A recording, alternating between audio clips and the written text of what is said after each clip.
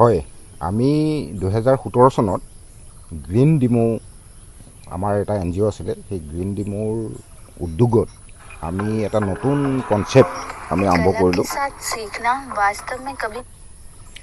যে আমি এখন ট্ৰী মিউজিয়াম প্ৰতিষ্ঠা কৰোঁ। আমি তাৰ নাম দিলোঁ ডিমৌ ট্ৰী মিউজিয়াম। 2017 চনত আমাৰ অৰণ্য মানৱ যাদৱ পায়েঙক আনি আমি 2017 চনৰ 21 মাৰ্চ তাৰিখে আমি এই ডিমৌ ট্ৰী মিউজিয়ামখন প্ৰতিষ্ঠা কৰিলোঁ। আৰু সেই তাৰিখৰ পৰা আমি বিভিন্ন জেগাত, আমাৰ এই জেগাই নহয়, এই ৰাইচাই শিৱ মন্দিৰ প্ৰাংগণটোৱে নহয়, কেৱল আমাৰ ৰাইচাই যিখন গ্ৰাম্য ষ্টেডিয়াম আছে, গ্ৰাম্য ষ্টেডিয়ামৰ ভিতৰতো আমি গছপুলি ৰুইছোঁ। ডিমৌ চাৰিআলিৰ যিটো বাছ ষ্টেণ্ড আছে, ASTC বাছ ষ্টেণ্ডৰ সন্মুখত যিখিনি গছ সেইখিনি আমি ৰোপণ কৰিছোঁ। তাৰপিছত ডিমৌ যিখন ৰাজহুৱা খেলপথাৰ আছে, খেলপথাৰৰ কিনাৰৰ পৰা ধৰি সিফালে SDC অফিচ পাৰ হৈ যিমানলৈকে আছে সেইখিনি গোটেই গছখিনি আমি ৰোপণ কৰিছোঁ।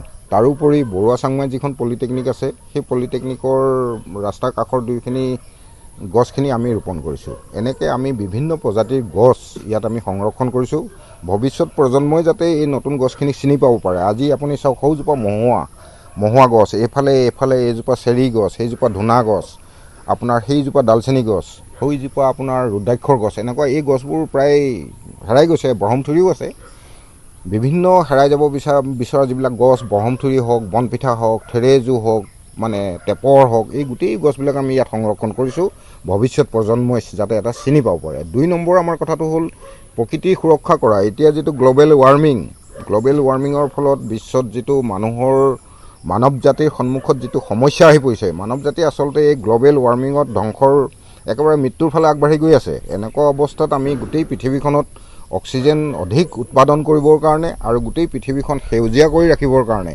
আমি এই প্ৰচেষ্টাটো হাতত লৈছোঁ।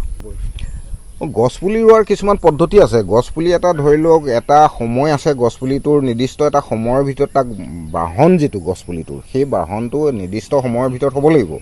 নাৰ্চাৰীতে যদি 2-3 বছৰ থকা ককাই কৰি থকা পুলি এটা আনি ৰুৱেহি, সেইটোৱে কাম নকৰে। পুলিটো বাহন পুলি, একেবাৰে বাঢ়ি অহা পুলি হ'ব লাগিব। যোৱা বছৰৰ পুলিটো এইবছৰ আমি ৰুব লাগিব।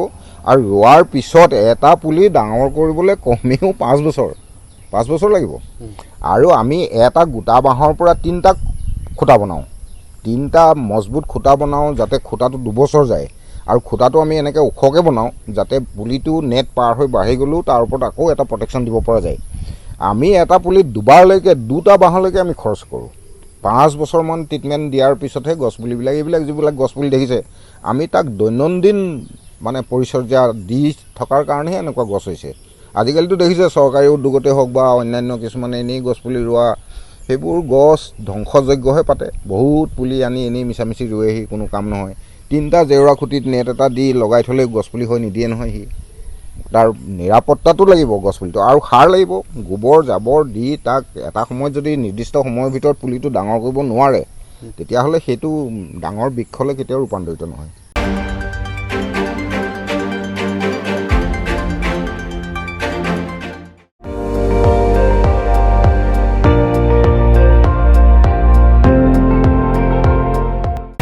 আপুনি চাই আছে ND24, সৰ্বশ্ৰেষ্ঠ নহয়, সৰ্বোত্তমৰ দৌৰ।